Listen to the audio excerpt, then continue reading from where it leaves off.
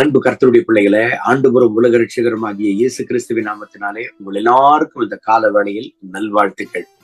உபாகமம் 4வது அதிகாரம் 31வது வசனம். அந்த வசனத்தை வாசித்து இந்த நாளுக்காக நாம் ஜெபிப்போம். உன் தேவனாகிய கர்த்தர் இரக்கமுள்ள தேவனாய் இருக்கிறபடியால் அவர் உன்னை கைவிட மாட்டார், உன்னை அழிக்கவும் மாட்டார். உன் பிதாக்களுக்கு தாம் ஆணையிட்டு கொடுத்த உடன்படிக்கையை மறக்கவும் மாட்டார். உன் தேவனாகிய கர்த்தர் இரக்கமுள்ள தேவனாய் இருக்கிறபடியால் அவர் உன்னை கைவிட மாட்டார் என்று வேதம் சொல்லுகிறது.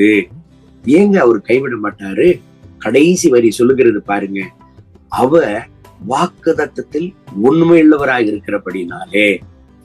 நீங்கள் ஒருவேளை நினைக்கலாம், ஆண்டவரே இத்தனை நாட்களாக இந்த காரியத்திற்காக நான் காத்திருக்கிறேன், இன்னமும் எனக்கு ஒரு அற்புதம் நடக்கல, இன்னும் ஒரு அதிசயம் நடக்கல, எப்பொழுது ஆண்டவரே நீர் செய்வீர் என்று ஒரு வேளை கேள்வியோடு இந்த கால வேளையில் நீங்கள் இருக்கலாம், ஒரு அங்கலாய்ப்போடு இருக்கலாம்.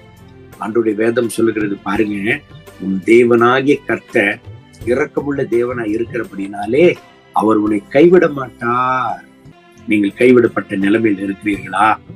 நீங்கள் எதிர்பார்க்கிற காரியம் நடக்காதது நிமித்தம் சோர்வோடு ஒருவேளை என்னை ஆண்டவர் கைவிட்டார், என்னை ஆண்டவர் மறந்து விட்டார், நான் கைவிடப்பட்ட நிலைமையில் இருக்கிறேன் என்று ஒருவேளை சோர்ந்து போயிருக்கிறீங்க. இந்த கால வேளையில சோர்ந்து போக வேண்டாம் என் அன்பு தேவனுடைய பிள்ளைகளை. இந்த வாக்குத்தத்தம் மாறாதது.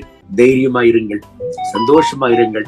இந்த வசனத்தின்படி இந்த நாள் முழுவதும் கர்த்தர் உங்களை ஆசீர்வதித்து நடத்துவாராக. கண்களை மூடி ஜெபிக்கலாமா?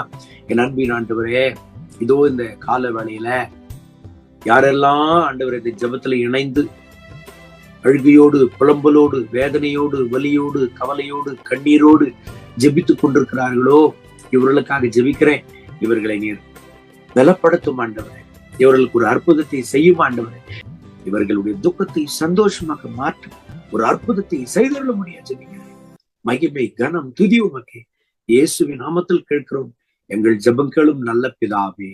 ஆமென், ஆமென்.